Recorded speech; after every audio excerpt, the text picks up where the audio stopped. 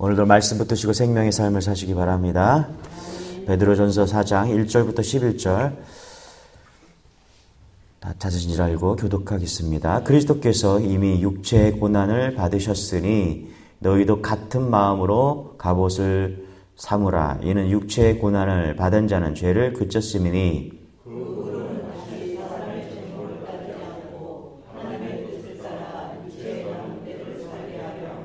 너희가 음란과 정욕과 술 취함과 방탕과 향락과 무법한 우상 숭배를 하여 이방인의 뜻을 따라 행한 것은 지나간 때로 조카도다.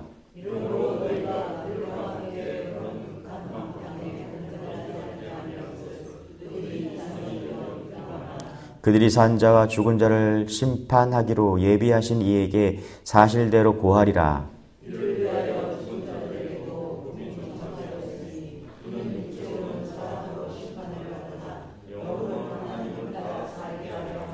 만물의 마지막이 가까이 왔으니 그러므로 너희는 정신을 차리고 근신하여 기도하라.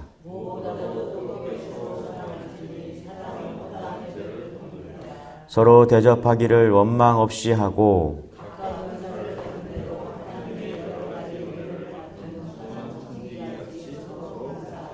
같이 읽겠습니다. 시작.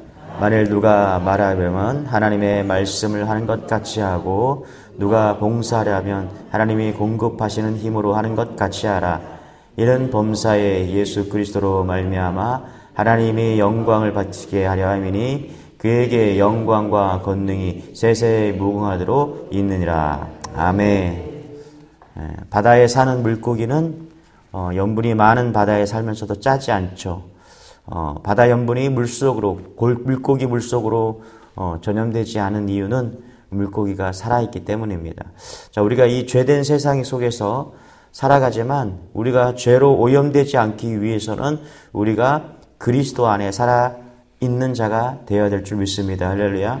우리가 살아있으면 세상 속에서 살아도 물들지 않고 세상을 따라가지 않고 세상을 역류해서 그리스도의 빛과 소금으로 살아갈 수 있습니다. 할렐루야. 오늘도 소중한 하루를 주셨습니다. 주님이 주신 하루를 귀히 여기시고 감사함으로 세상의 빛과 소금으로 살아내는 여러분들 되기 바랍니다. 자, 우리의 삶은 항상 기쁘고 즐거운 일만 있는 게 아니죠. 우리 삶에는 맞닥뜨리기 싫은 그런 고난이 있습니다. 그런데 여러분, 성경은 고난을 유익이다 이렇게 말합니다. 그래서 고난이 하나님이 우리에게 주시는 최종 목적이 아니라는 거예요. 고난이 고난으로 끝나는 의미가 없죠. 그렇죠? 그런데 고난은 최종 목적이 아니라 그 고난 너머에 놀라운 하나님의 계획이 있다. 그래서 고난을 통해서 성도가 성도인 것을 알게 된다. 고난을 잘 다루면 우리가 하나님의 백성이고 하나님의 자녀인 것을 깨닫게 됩니다. 할렐루야. 그래서 고난이 왔다. 하나님이 나를 사랑하시는구나. 하나님이 나를 잊지 않으셨구나. 하나님이 나와 함께 하시는구나. 할렐루야. 고난 가운데 이것을 발견하면 이게 복이다 이렇게 말하고 있습니다. 우리 1절 2절 같이 한번 읽겠습니다. 시작. 그리스도께서 이미 육체의 고난을 받으셨으니 너희도 같은 마음으로 갑옷을 삼으라. 이는 육체의 고난을 받은 자는 죄를 그치셨으니 그 후로는 다시 사람의 정욕을 따르지 않고 하나님의 뜻을 따라 육체의 남은 때를 살게 하려 함이라. 1절에 보니까 예수님께서 고난을 받으셨대요. 여러분, 우리가 이 땅에 살아갈 때 고난이 있다면 오늘 말씀을 기록하고 있어요. 고난이 있다. 이 땅을 살아갈 때 고난이 있다라고 오늘 말씀을 기록하고 있어요.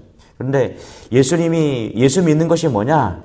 그게 바로 고난을 받는 것이다. 여러분, 예수를 왜 믿는 거예요? 오늘 말씀을 보면은 예수님이 진 그 고난을 함께 지는 것, 그 고난을 같은 마음으로 지는 자가 예수 믿는 것이다 라고 말씀하고 있다는 것입니다. 역시 여러분 아멘은 안 하시는데, 여러분, 예수 믿는 것이 복을 받고 영원한 복을 받는데 반드시 해야 될 것이 뭐냐면 십자가의 고난을 같이 견디셔야 됩니다. 그래서 고난이 왔다. 우리가 예수 믿는데 고난이 왔다. 올 것이 왔다. 그렇죠? 그래서 성도의 삶은 성공하고 인기 원하고 풍요로운 삶을 살고 그러면 여러분 예수님과는 다른 방향으로 가는 거예요, 사실. 예수님이 간 방향, 십자가 지고 고난받고, 그렇죠? 헌신하고 예수님이 가신 방향이 예수님께서 가신 그 길이 그런 길이거든요. 여러분 그런 동일한 길을 가는 여러분 되시길 바랍니다. 그게 믿음이다라고 이야기를 하고 있다는 것입니다. 근데 고난이 유익인 거 있어요. 우리가 고난 그러니까 어렵고 힘든데 고난이 주는 유익이 있다는 거예요. 왜 예수님이 십자가의 길을 가셨을까? 굳이, 그죠? 그 유익이 있다는 거예요. 우리 1절 다시 한번 읽어볼게요. 시작. 그리스도께서 이미 육체의 고난을 받으셨으니 너희도 같은 마음으로 갑옷을 삼으라. 이는 육체의 고난을 받은 자는 죄를 그쳤음이니. 그러니까 고난을 받잖아요. 엄청난 고난을 받잖아요.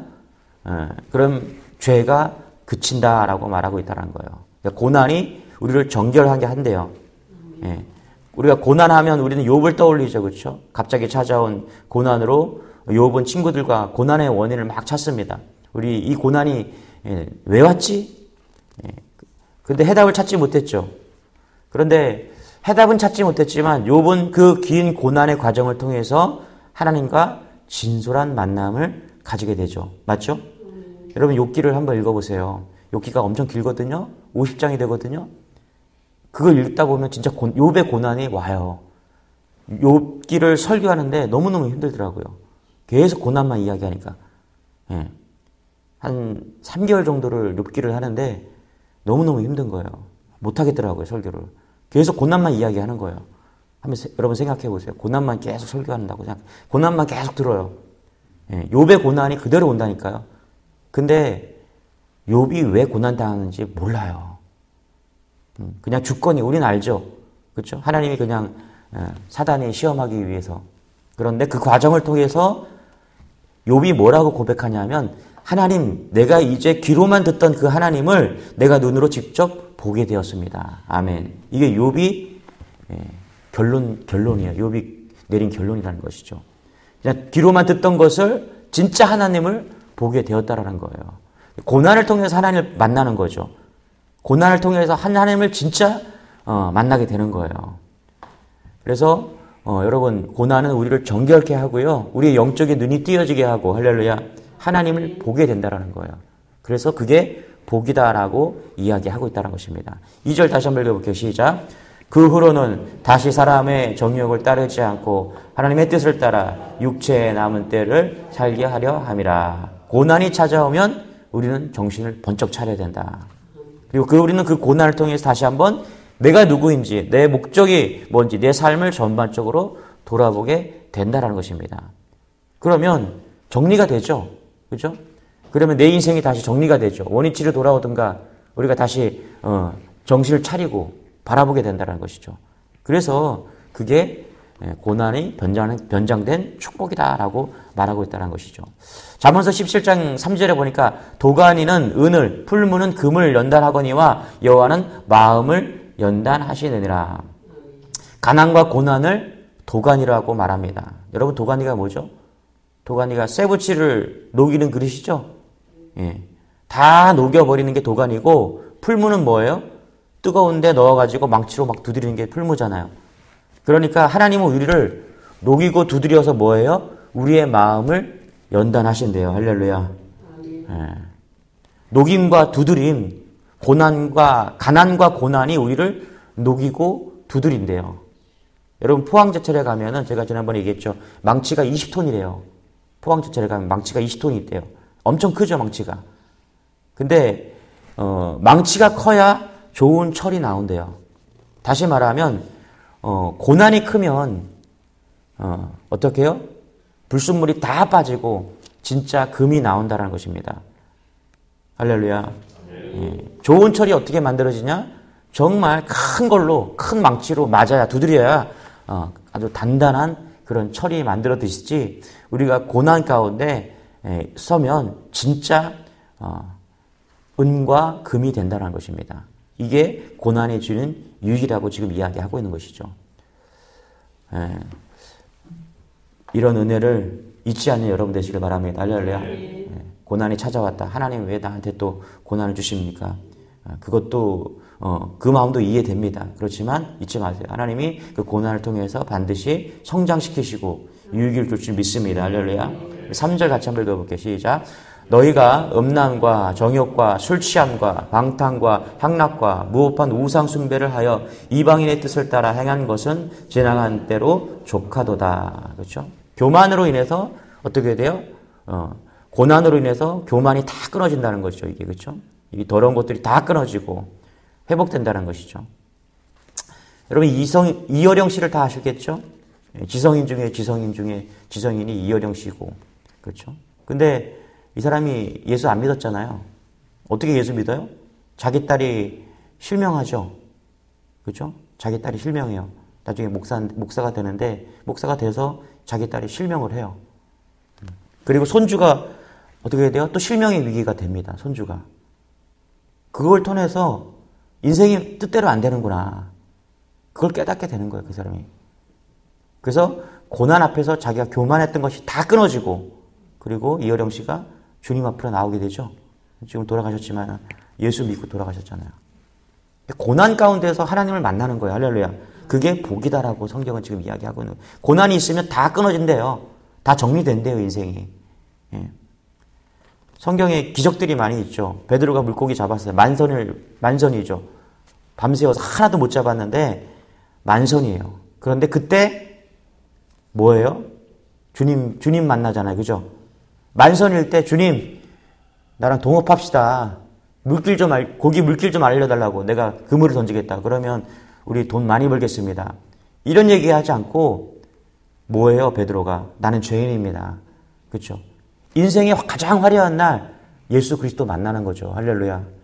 38년 된 병자가 베데스다 연못에서 38년 된 병자가 고침을 받잖아요. 그렇죠?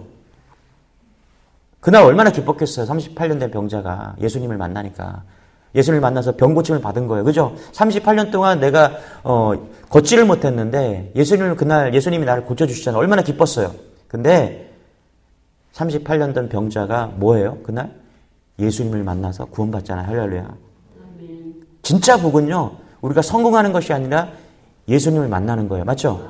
그 성공을 통해서 예수님을 만나는 거예요. 그 고침을 통해서, 그 만선을 통해서, 병고침을 통해서, 38년 된 병고침을 통해서 그 병고침이 중요한 게 아니라 예수님을 만나는 게 복이라는 거예요. 성경 그거 얘기하는 것입니다. 우리가 고난이 있거든요. 내 가정이 무너지고, 경제적으로 어렵고, 사업이 무너지고, 그런데 그 고난을 통해서 뭐 하는 거 결국은요? 예수님을 만나는 거예요. 진짜 예수님을 만나는 거예요. 예. 만선의 기쁨을 통해서 예수님을 만나면 더 좋겠죠. 근데 인생을 살아보니까 그렇지 않잖아요. 반드시 고난이 필요합니다. 그걸 통해서 우리가 정결해지고 더 깊이 주님을 만나는 은혜가 있다는 것을 깨닫는 은혜가 있기를 소망합니다. 할렐루야. 이런 고난에 대한 이런 믿음의 인식을 가지고 이제 어떻게 살아가야 되는가. 7절 이렇게 얘기합니다. 7절 같이 시작.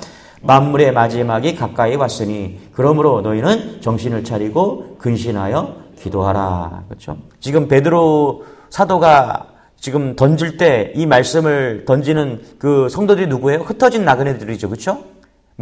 로마의 핍박으로 인해서 네로 황제의 핍박으로 인해서 다 흩어졌다고 그랬죠. 그냥 아시아나 다 전 지역으로 흩어졌다라는 거예요.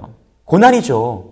이런 고난이 없죠. 집도 절도 다 잃어버리고 그렇죠? 돈도 다 잃어버리고 다 흩어져 갖고 정말 나그네로 살아야 되는 그런 고난이 온 거예요.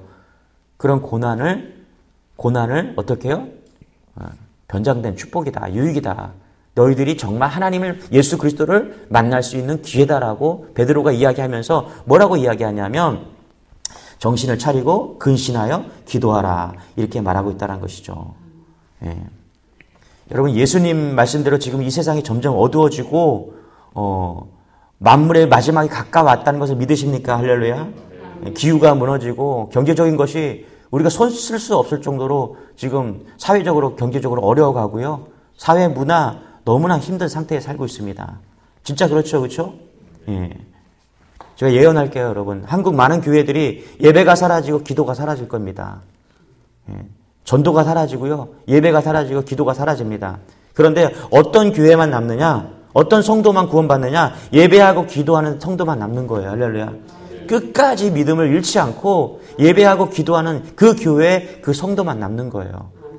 예. 그게 정신 차리고 근신하여 기도하고 예배하는 것입니다. 할렐루야. 예. 여러분 예배를 놓지 않는 여러분 되시길 바랍니다. 할렐루야. 8절 봅시다. 시작. 무엇보다도 뜨겁게 서로 사랑할지니 사랑은 허다한 죄를 덮느니라. 우리가 예수님을 사랑하잖아요. 그렇죠? 우리가 믿음으로 예배하고 기도한다는 것이 뭐냐면 예수님을 사랑하게 되니까 예배 잘 드렸고 믿음이 있다는 게 무엇으로 표출되냐면 서로 사랑하는 것으로 표출된다는 것입니다. 그래서 요한일서 2장에 보면은 빛 가운데 있다 하면서 그 형제를 미워하는 자는 지금까지 어둠에 있는 자요. 그렇죠? 이렇게 말해요. 그러니까 우리가 예배 잘 드리고 내가 구원받는 성도이고 내가 지금도 깨어있는 성도라는 것을 깨닫는 성도는 누구냐 하면 빛 가운데 있는 성도라는 거예요. 사랑하는 성도라는 것입니다. 할렐루야.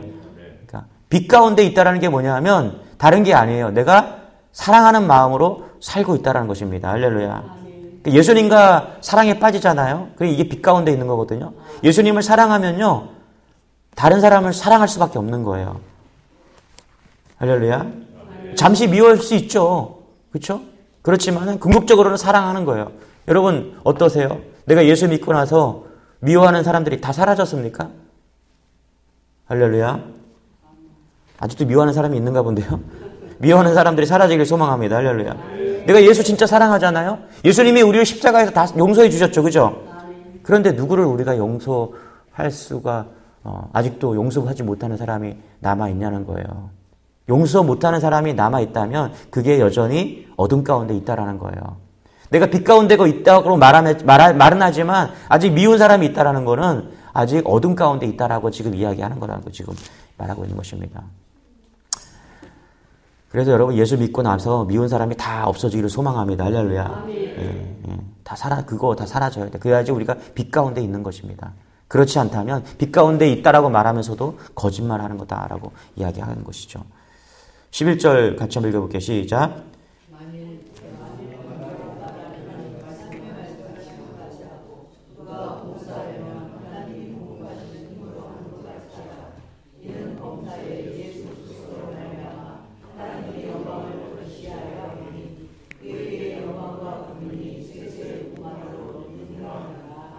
아멘. 인생을 살아보니까 이제 한 70 넘으신 우리 성도님들 많이 계신데 인생을 살아보니까 여러분 어떠셨습니까? 고난의 연속이었죠? 고난을 넘어간 사람은 없어요. 고난을 피한 사람은 없습니다. 고난이 다 왔고 그 고난을 몸으로 다 부딪혔을 것입니다. 그런데 여러분 그 고난을 통해서 내가 예수 그리스도를 더 잘 믿게 되었다. 할렐루야. 그게 진짜 복이라는 거예요. 여러분 인생을 다 살아보셨을 거 아니겠습니까? 이제 70을 넘으신 우리 성도님들 좋은 일도 많았죠. 그렇죠? 좋은 일이 너무 인생 가운데 고난만이 있었던 건 아니죠. 좋은 일도 있었죠. 그런데 그 좋은 일 가운데서 그 좋은 일 때문에 하나님을 더 많이 사랑하게 되었다. 예수님을 더 사랑하게 되었다. 할렐루야. 그게 복이라는 것입니다. 여러분 우리 인생 가운데 하나님께서 고난도 주시고 성공도 주십니다. 기쁨도 주시고 감사도 주십니다. 그런데 결국은 뭐냐 하면 그것을 통해서 예수님을 더 사랑하게 되었고 더 잘 믿게 되었다. 할렐루야. 그게 진짜 복이라고 지금 이야기하고 있는 것입니다. 할렐루야. 이런 은혜가 우리 안에 있었으면 좋겠어요. 오늘도 지금도 고난 가운데 있은 성도님이 계실 것이고 원하지 않는 질병 가운데 그 고난을 통해서 정말 어려운 역경 가운데 있는 성도들이 있을 것입니다. 목회를 하면서 돌아보니까 고난도 있고 또 행복고 감사한 일도 있습니다. 그런데 그 모든 일련의 일들을 통해서 내가 주님을 더 사랑하게 되었고 견고한 믿음을 가지게 되었다. 지금 잘 가고 있다는 것입니다. 할렐루야. 기도하겠습니다. 하나님, 우리의 인생을 돌아보고 또 인생을 달려가는 가운데 욥과 같이 오늘 베드로 사도가 이야기한 것 같이 고난을 피할 길이 없습니다.